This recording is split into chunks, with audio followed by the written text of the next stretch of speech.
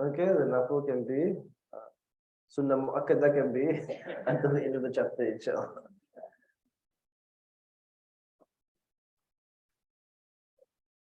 Yeah? Which first half? The first half, yeah, page half.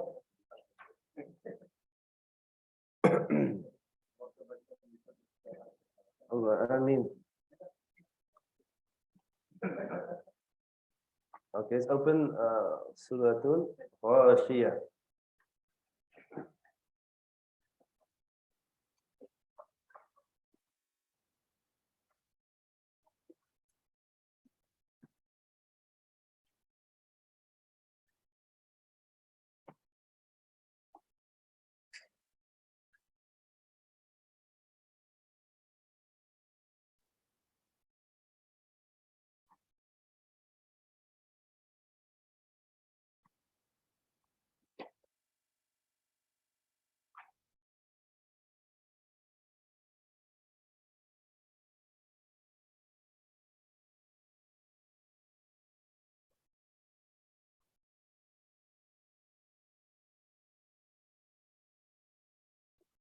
Okay, so Bismillah ar-Rahman ar-Rahim. We are on Suratul Ghashiyah. أعوذ من الشيطان الرجيم بسم الله الرحمن الرحيم هل أتاك حديث الغاشية has come to you Sayyidina Muhammadin sallallahu alayhi wa sallam the speech of al-Ghashiyah of the overwhelming event وجوه يومئذ خاشعة faces on that day will be humbled and will be made low عاملة ناصبة عاملة they will be made like weary and full of toil.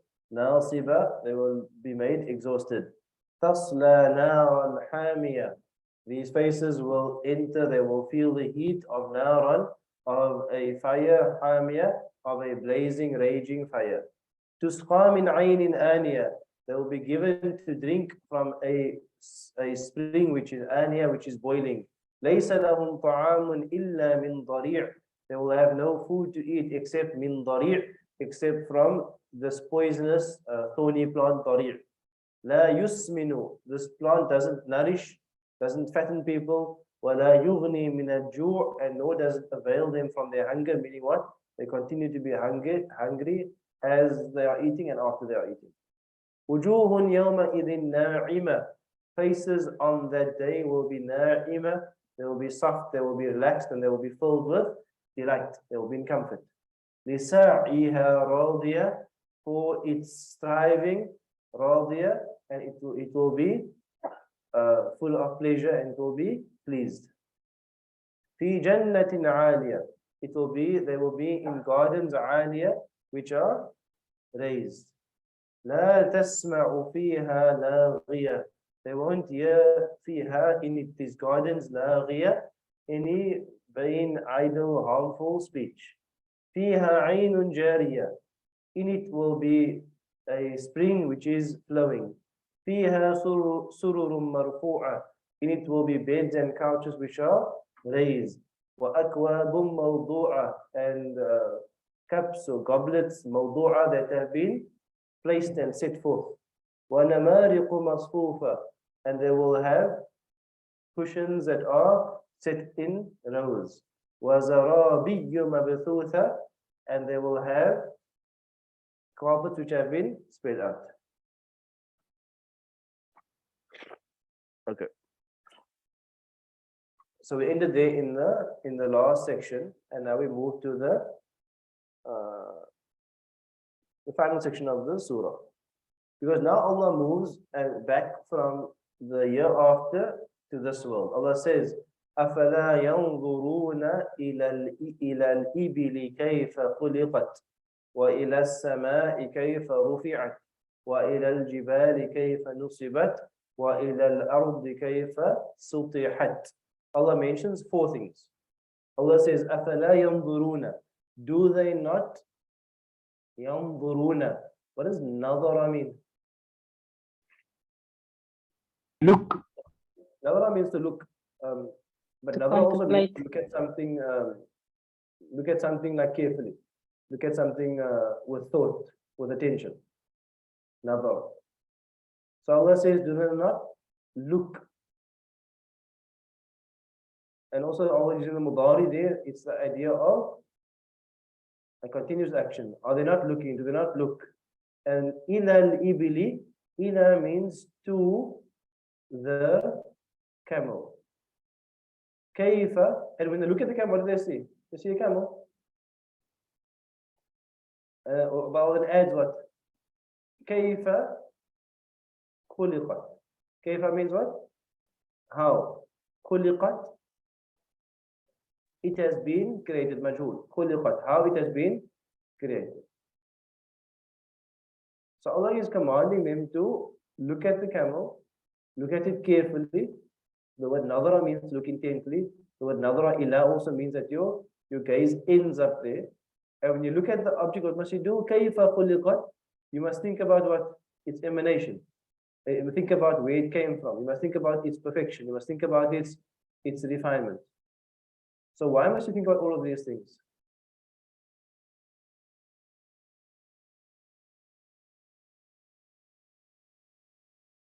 You see, when ulama speak in Aqidah, they speak what they call awal wajib. When you have a human being, what is the first thing that's wajib for the human being? And what is the first thing that is wajib for a human being?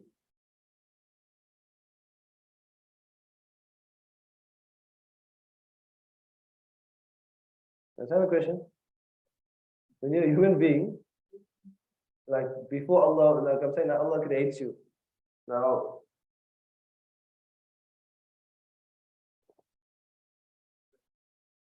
what was your first, like what's your first thing you must do?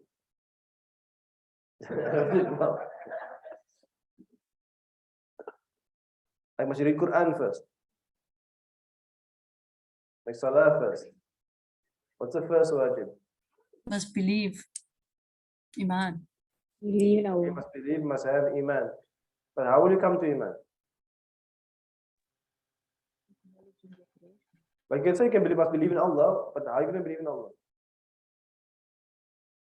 You understand? Like how do you come to believe?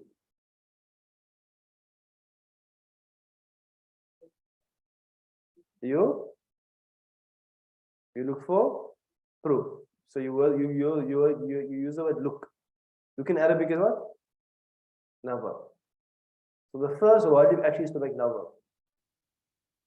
Because when you make nazar, meaning what? When you look around, when you look at creation, when you engage your mind, the conclusion of nazar is that when I see all of this creation, if I make enough nazar, I will come to the conclusion that this creation couldn't have come out of nothing.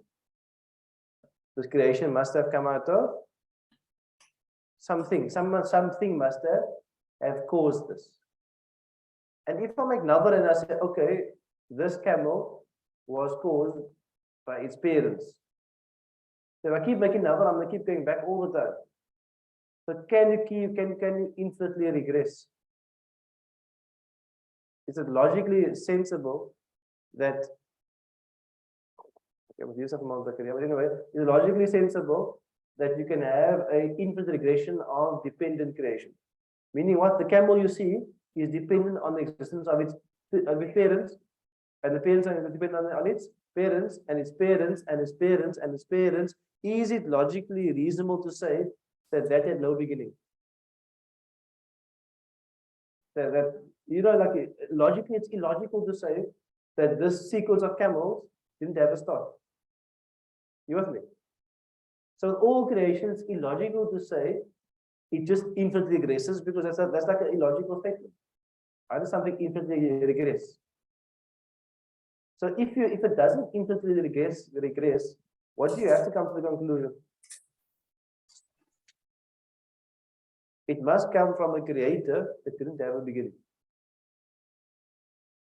An independent creator that has no dependencies. A creator that existed, didn't have a beginning, doesn't have pre-dependencies, and therefore that's one of the ways that you come to the conclusion about Allah Ta'ala without revelation. You with me? Because you must first come to the conclusion Allah exists. Obviously, if you're born, there's different motivations there are different reasons why you believe in Allah Ta'ala. Sometimes it's not another, sometimes it also can just be a fitra argument. Meaning what? That sometimes you're born into a Muslim family, you grow up with Qul Huwallahu Ahad, you grow up with Allah Ta'ala, and it accords with your fitra. There's also a fitra argument, and you know, your parents, almost like your fitra is so firm that the another is almost secondary. You understand what I mean? Almost like you didn't have to go to another first, because the fitra was just already fed from the beginning. And when you made another, it was just like a simple process that creation comes from the Creator. But some people don't have that fitra upbringing. Meaning what? They don't grow up in a family where Tawheed is taught. There may be no faith, or there may be like a faith of a multiplicity of gods, or there may be like many different types of worldviews. Then they go in the world, and the awal wajib for them is to make nazar. You with me? No. The second thing is that when Allah says, so that's the first thing. The second thing, Allah says, Kayfa khuliqat. Kayfa means what? How? Khuliqat. It has been created. Obviously for us, we're not created to camels. Like in our culture, we're not created to camels. But if you put yourself in the immediate shoes of the audience, were camels important to them? Camels were like life to them. Camels were transport for them. Camels were stuff that they could eat. Camels were that which they could make their tents out of. Camels were like, had multiple uses. Camels was like the everyday main transport. Camels was like the cargo ship. Like we have cargo ships now. So a camel is equivalent to our cargo ships and our cars put together in one. And okay, like you can't imagine a world without cargo and without transport. You understand? So the camel was all of that, and the tafsir will go into a lot of the camel, how amazing the camel is. But the idea is that when there is sophisticated design, then it, with enough nazar, you must come to a conclusion that there must be a sophisticated designer. Like when I have a sophisticated design like this, say I have a design like this, is there any doubt that there was someone that designed this? There's no doubt, because this thing can't just manifest in parts and glass and rubber, and like there's sophisticated design in this. So when there's sophisticated design, there has to be come to the conclusion, or it's called intelligent design. Intelligent design, there must be an intelligent designer. This is the question Allah is asking the Arabs of that time, and by extension humanity. أَفَلَا يَنْظُرُونَ إِلَى الْإِبِلِ كَيْفَ خُلِقَتْ. Do they not look at the manifestation of creation, that it must have had a creator, كَيْفَ خُلِقَتْ, and the intelligence of this design, that it must have had an original designer. وَإِلَى السَّمَاءِ كَيْفَ رُفِعَتْ, and do they not look at إِلَى السَّمَاء. So now you can almost like picture a scene where you have an Arab that's riding his camel. He's on his camel, Allah speaking about his camel. He looks up, what do you say? Ila sama. He doesn't look up to the heavens. Whether the day sky, whether the night sky, the heavens. Kayfa rufi'at, kayfa, how? Rufi'at, it has been raised and elevated. Like this canopy has been placed.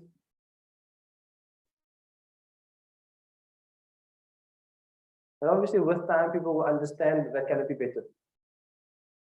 With time, people understand the canopy and the layers of the atmosphere and all of those things. People understand the universe better. Like that understanding will evolve. However, sometimes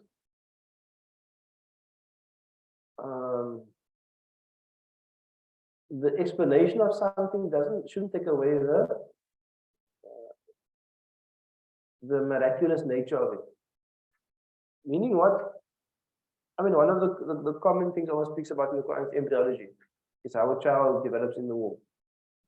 No matter how much you study to explain it, it shouldn't remove the wonder that you have from the fact that life is forming.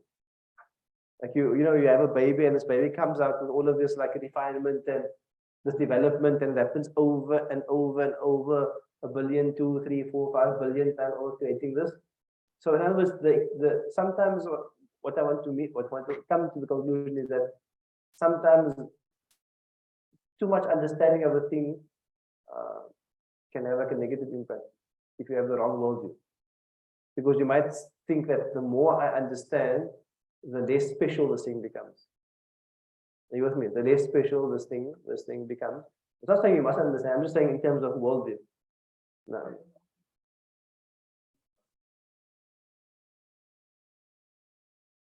No. There was a very nice interview with Jordan Peterson and Hamza Yusuf. And then Hamza Yusuf speaks about how he became Muslim. And he mentions the fact that he was in a car crash. And then Jordan Peterson asked him, how was the experience of the car crash? And then Hamza Yusuf says, as if everything slows down, as if your life flashes before you. And then Jordan Peterson says something which actually irritates Hamza Yusuf. Jordan Peterson says, yes, there's some scientific reason why, because I can't remember exactly, some scientific reason why, because your body's like flooded with like, I don't know what. You remember? Like with hormones, adrenaline, and because of that, now you're almost hyper aware. And Hamza Yusuf is like, what are you talking about? I had like a spiritual experience, a near-death spiritual experience. The fact that you explain a near-death spiritual experience with hormones in the body has nothing really to do with it. It's almost like you're explaining one physiological element to something which is a great thing. You're almost like downgrading all of that to one small, like a small understanding of a bigger thing. And I think that's what often happens, is that like a partial explanation suffices people who don't think deeply enough. Like people will just say, okay, near-death experience is just that your body floods with hormones and with adrenaline, and therefore life slows down, and therefore you have all these thoughts. But perhaps there's something beyond that. Perhaps there is guidance from that. Perhaps there is some sort of illumination of the heart and the soul in that moment. But the scientific explanation, it reduces the wonder of something which is greater. For the great worldview. Yes. Yeah. With the correct worldview, you don't reduce everything to the material. And that's the correct worldview. The correct worldview is we don't reduce phenomena only to its material state. We understand that there is a state beyond the material state, there's an unseen state. And the greatest of the unseen states is Allah. You with me? No. So in other words, our brother is saying here that without the correct worldview, you end your conclusions at the material state. And you live a very impoverished life. Because if your life is lived on the material state, and then what happens when life is over? There's like, no, your life is so limited, it's like actually you've robbed yourself of the greatest realities of this world. So religion and Allah, and it's like an opening to a universe that is, it's almost like a cone. Like you can imagine, you have a page, you have a cone. Like you're only seeing the bottom part of the point of the cone, but you miss the other part of it, almost like an iceberg. You see the tip and you think that is it, and yet you miss the mountain beneath it. These are all the issues with the modern worldview. And because the people only see the material things, there is no meaning anymore. I mean, there's no meaning, there's no sanity.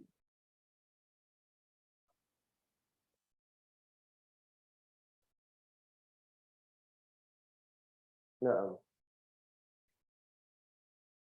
And also reduce everything to material utility. Meaning what? That everything becomes about material utility. There's no idea of spiritual and all of those things. Whereas in Islam, for example, like one of the common things with regard to evil is that in a modern worldview, what is evil? Evil is something which harms someone else. That's like if you don't harm someone else, you can do whatever you want to. But in the spiritual domain, even a private sin harms community.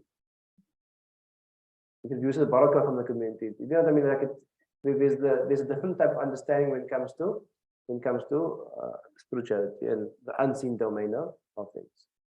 Now, so Allah mentioned وَإِلَى السَّمَاءِ to the heavens, and the heavens basically everything above you. So sama can be like your blue cloud in your sky, or it can be the entire universe as well. Everything above you. كيف, how, رفعت, how it has been raised. وَإِلَى الْجِبَالِ. So now the Arab looks up, he sees the heavens. He looks around, what does he see? وَإِلَى الْجِبَالِ. And كيف, and to the mountains. كيف, how, نُصِبَت. This word come before. This word came before. نَاصِبَة.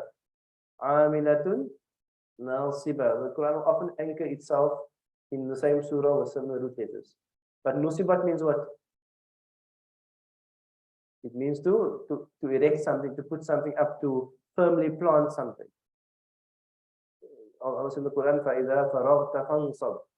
So when you are free, stand and erect yourself for Allah Ta'ala. So nusibat is the idea of putting something up, putting something upright, putting something which is firmly grounded.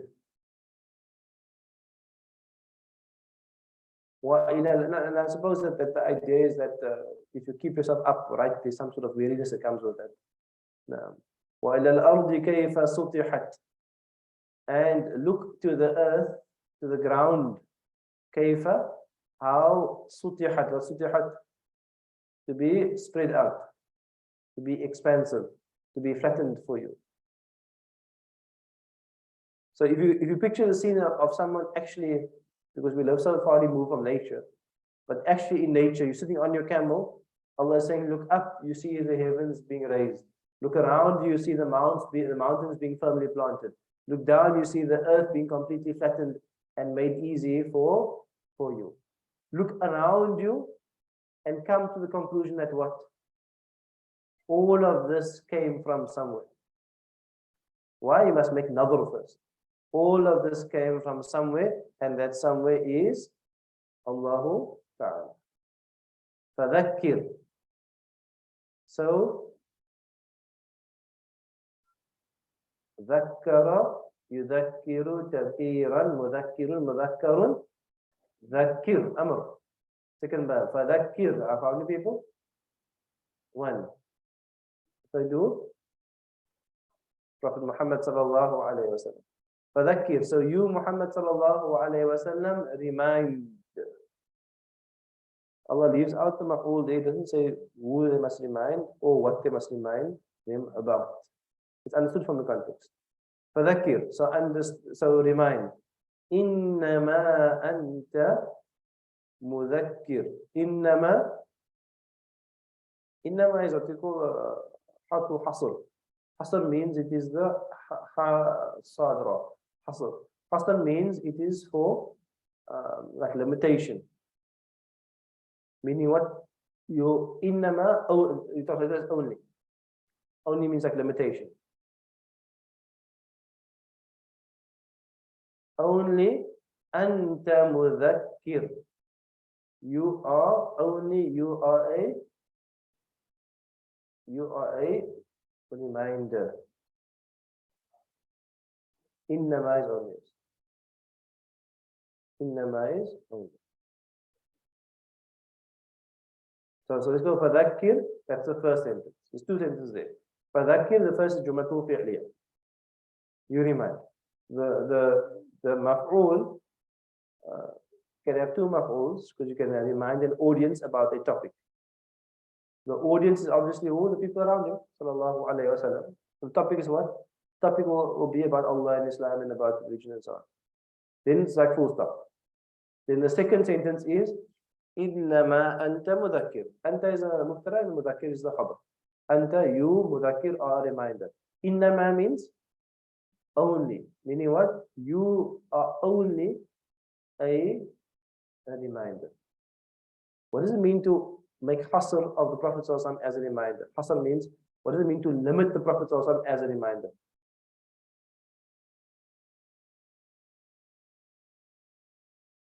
You can only convey the message. He's not responsible for the results. He's not able to control people. In other words, this is a form of what? Comfort to the Prophet ﷺ. Innama anta mudhakkir. All you can do is to remind people. It's also like a comfort to you also, and to us. Meaning what, you often have people in your life that are close to you, that you love dearly, that are not on the right path. And in the end, this verse also, no matter how much you love them and you are concerned about them, You also are not responsible for their destiny or for their soul or for the path that they walk. Because there wasn't anybody who had more compassion than Rasulullah sallallahu alaihi wasallam. It doesn't exist. He had the most compassion. Allah has to comfort him. By extension, Allah comforts you as well. فَذَكِّرْ إِنَّمَا أَنْتَ مُذَكِّرْ. All you can do is that you can be a reminder. لَسْتَ now listen.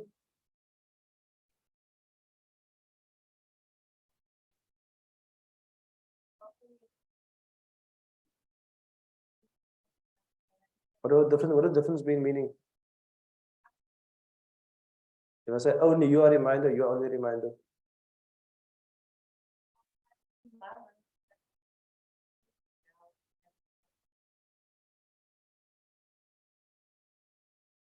Oh, you mean like only you are the reminder? I haven't read the tafsir in terms of that understanding, like meaning like you are the only one who can remind. But I haven't read that. But like in other words, you are only a reminder. And also by the next verse, it will clarify that as well. That understanding. Also next verse, Lasta alayhim bimusaytir. Lasta means what? Not. Lasta comes from which verb? Laysa. Laysa is sister who? Kana. Let's go down. Laysa. Laysu. Laysat.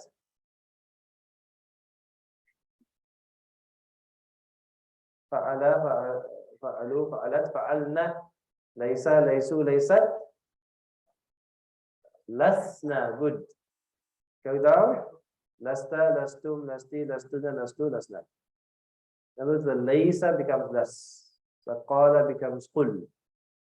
Sama becomes sum. Laysa becomes las.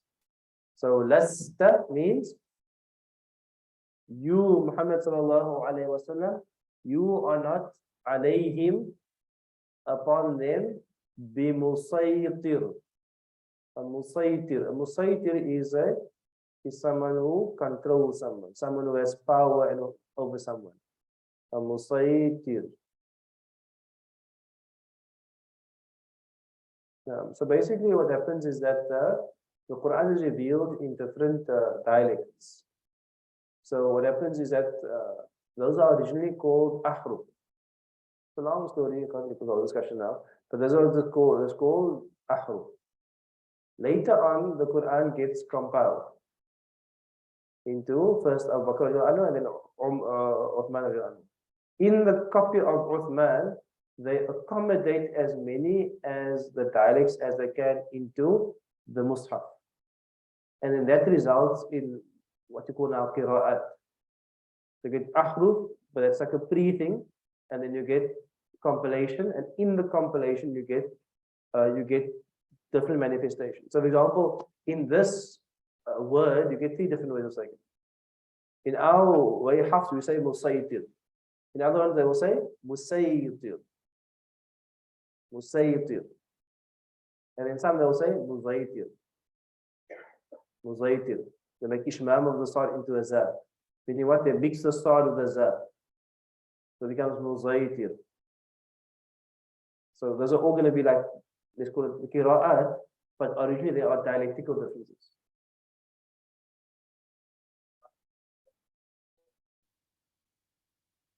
Yes.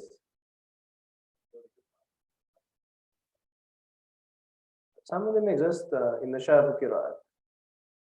It's like, I think Ulumul Quran is difficult for the public to accept if you haven't studied before. Because you have like a lot of comfort in the fact that one Quran and like, you know, not the dot has changed. But then you learn Qira'at, okay, a few dots did change. Some years became tas, and same time now, okay, some A's become A's, okay, now that's like the first step. So, but you also get something called the Shadh Qira'at. Shadh Qira'at. Meaning what? That they are Qira'at which are not recited because they haven't been transmitted by a group from a group from a group from a group. In other words, there isn't enough like historical integrity for them to be considered to be Quran. So not all the ahruf were contained within the Mus'haf.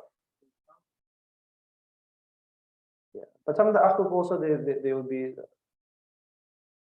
Okay, let me just take a step back. We must not much time to do the lesson, but the ahruf are separate from the qira'at.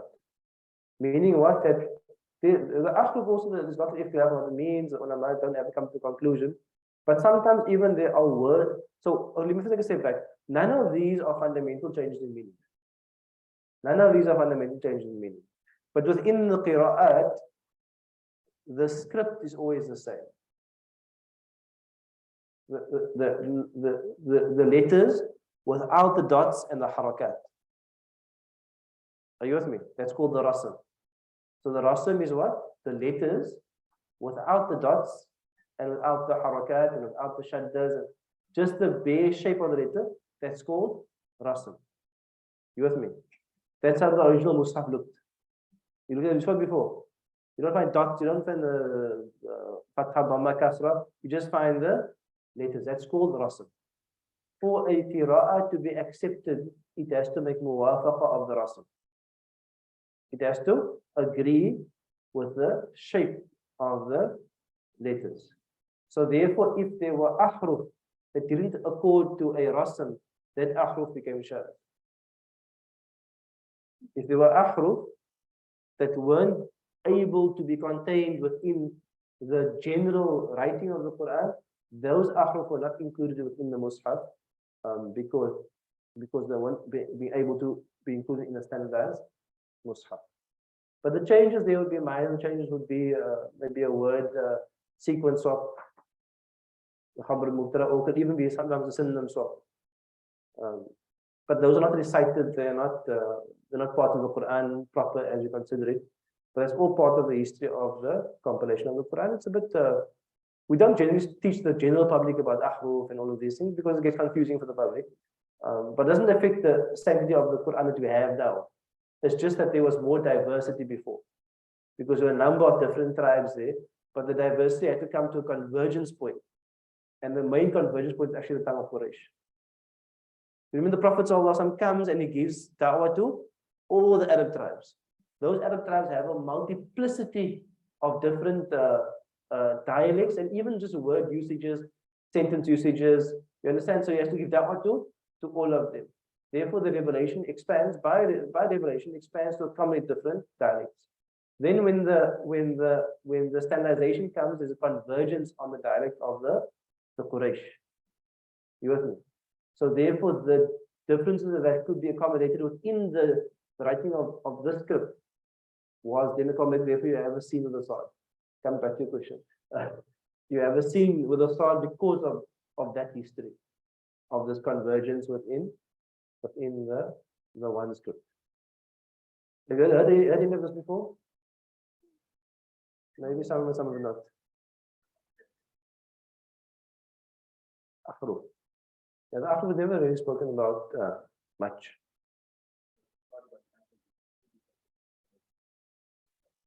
Really?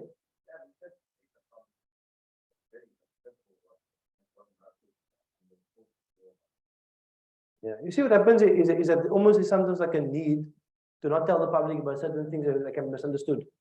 Like in the ahruf, no, the Quran's incomplete. The Quran, you know what I mean? Like you come to the wrong conclusions. So now you almost like you want to keep people in the dark because for their own sake. But we also live in a world now. If you're going to open Google and you're going to type in ahruf, you're going to get like 1,000 videos, pro and anti. So rather get the whole story. Like you don't live in a world where you can shield people anymore. So in a sense now things have to be taught more openly. There was a time, especially not here in Joburg and Durban, they said it wasn't even read Quran translation. Like reading Quran translation was considered to be a bad thing. Like a bad thing for a Muslim to do. Why? Because they're going to confuse yourself, listen to the ulama. But now as time progresses and information becomes more widespread, you have to know the real story. There's nothing to hide. You have to know the real story, and that's what the real story is. Now,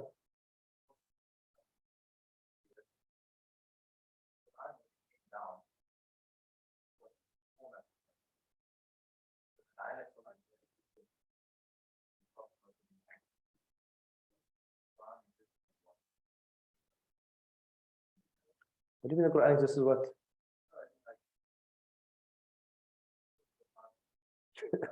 You see, the problem is that you have to go into the definition of what the Quran is. Is the Quran letters? Is it sounds? Is that what we intend by the Kalamullah?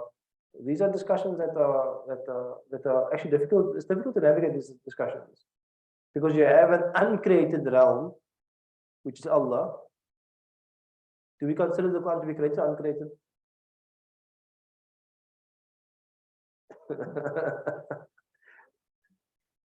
You consider the Quran to be the word of Allah, not the word of Allah. The word of Allah. Is that the word created or uncreated? Meaning what that word like come about at a certain point, Allah make the word also. So these are difficult theological questions.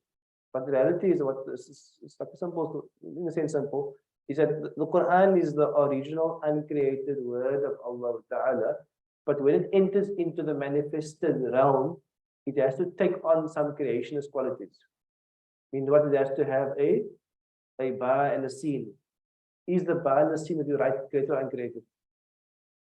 Like the ba and scene in front of you, that's created. And when you say ba, scene, mim, bismillah, is that sound created or uncreated? That's right. So in other words, there's like a convergence of an uncreated element to a created element, and sorting out the divergence is difficult.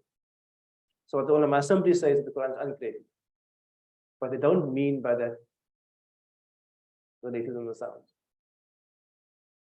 They believe because the letters and the sounds obviously comes from someone writing it or someone saying it. But then we don't teach all those stuff because it just gets like, so what do you mean? What do you say? Like it opens too many questions. So we keep it very simple, the basic storyline. The Quran comes from, there's one Quran, it comes from Allah Ta'ala, it's uncreated, everything is Quran. You understand? That's like the basic, that's how you teach children.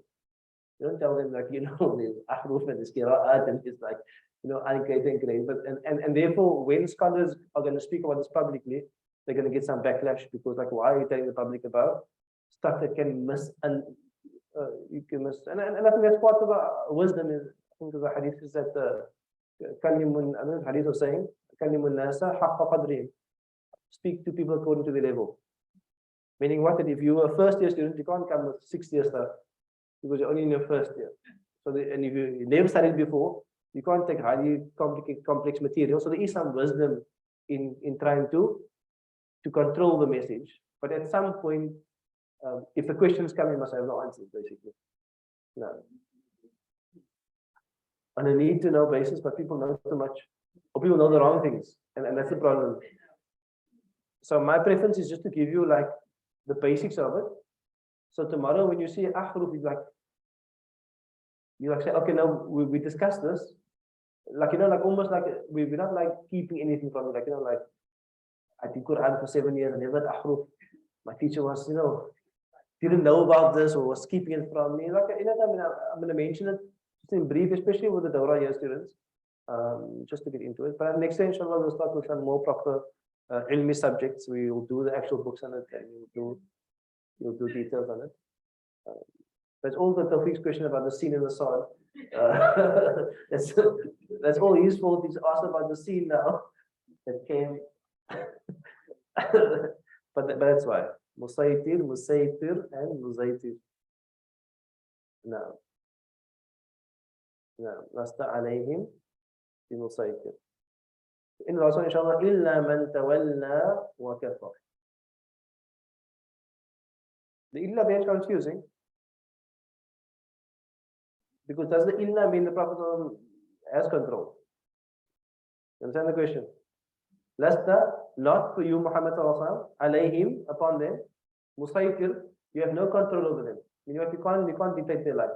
But then Allah mentioned illa, except man, the one that tawalla, was tawalla, to turn away from your message, wa kafar, and they deny, they cover up the truth. So what does that mean?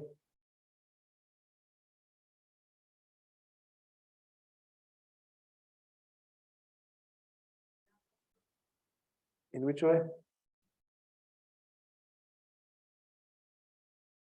So does the Prophet have control over them?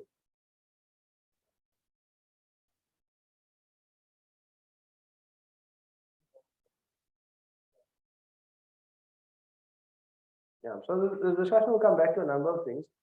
The first thing is that probably the opinion I prefer better is that you get something called this istithna means except.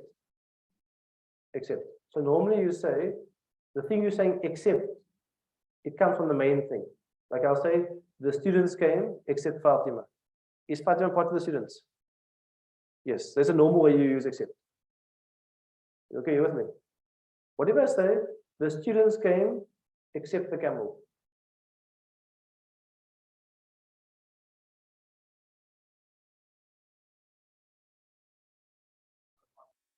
You understand what I mean saying here? The student is a camel part of the students? No. So in other words, the illa doesn't come from the thing before. You with me? And Allah says the malaika proceeded except for Iblis. We're talking about angels. You with me? Come in the Quran also. Or in other words, meaning what? That it's weird in English. Let's put that. But in Arabic, this is called istithna munqati. Istithna munqati. Meaning what? It's an exception that is not tied to the thing before. So what the ulama will say, this is istithna munqati, that is actually the beginning of a new idea. Meaning what? إِلَّا مَنْ تَوَلَّى وَكَفَرَ فَيُعَذِّبُ اللَّهُ الْعَذَابَ الْأَكْبَرَ. It has something in the sense that just because you don't have control over them doesn't mean that there is no control over them. And there is no consequence for them. Illa, except the fact is that man tawalla wa kafar, that you have no control over, the one that turns away and disbelieves, what's going to happen then? فَيُعَذِّبُهُ اللَّهُ الْعَذَابَ الْأَكْبَرَ. Allah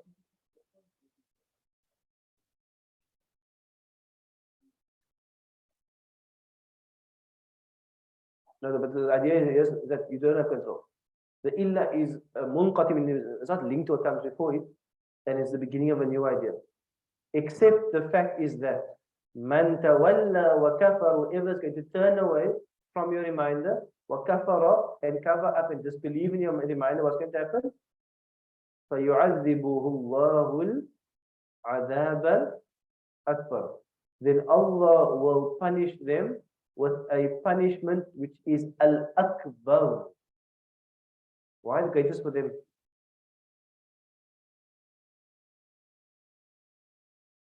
Because they live in the time of the Prophet sallallahu alaihi wasallam. And to turn away from the Prophet sallallahu alaihi wasallam in his life is considered to be more severe than after his death. You with me? So therefore the illa is corrected in that sense, that those who turn away from your life, obviously in general, yes, but in turn away from your life, especially from your constant reminder, illa man tawalla wa kafar, they will get the greatest of punishment.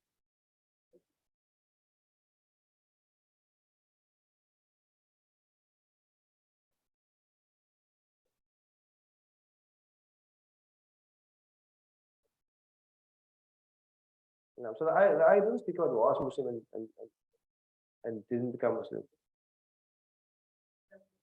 So basically, in the Quran will speak of multiple levels. Like basically, anybody who turns and disbelieves, they will experience Allah's, they will experience a great punishment.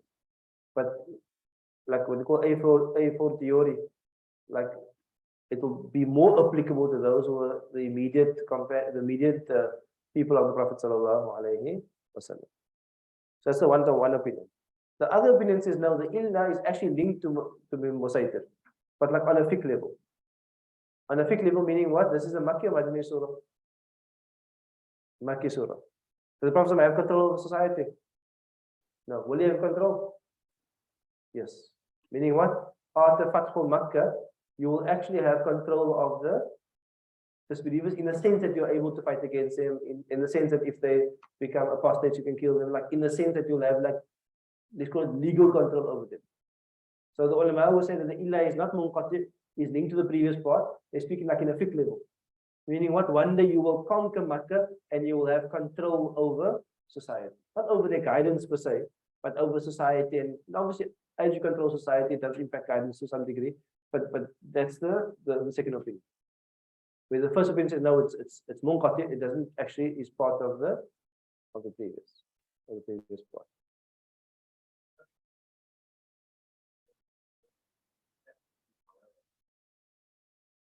No,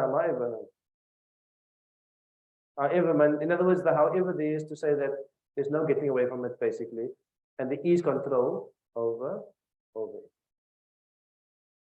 Barakallah. Inshallah, we'll finish the next two verses and we'll look at so for homework, inshallah, also look at the structures of homework.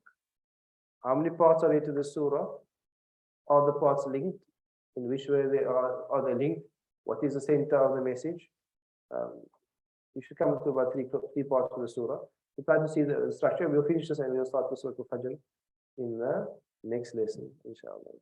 Question before we close?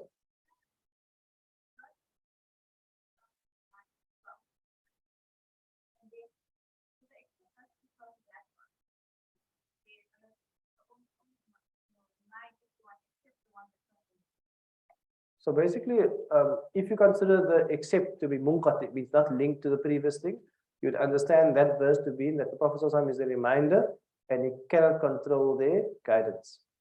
If you feel the accept, the action that I've said, the accept is linked to that, it means that you are only a reminder, you can't control their guidance, and you don't have control over them.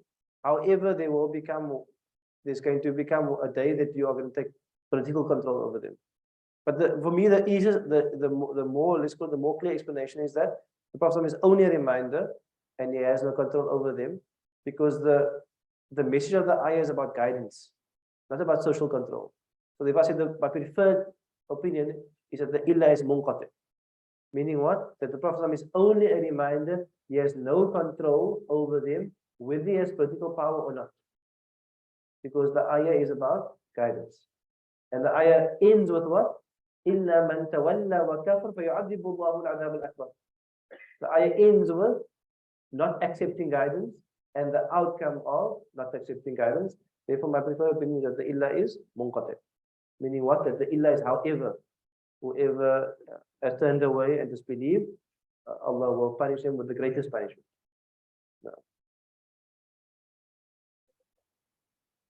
Now, because you don't have control, people say that you have no control over it. Barakallah, may Allah bless. We continue next week, inshallah. Assalamu alaikum wa rahmatullahi wa barakatuh. Please read the surah abundantly. You'll get a different understanding if you read it on your own. Some spiritual light Allah will give you, and insights Allah will give you, which are additional, inshallah ta'ala. Assalamu alaikum wa rahmatullahi wa barakatuh. Zakaria will be with you shortly.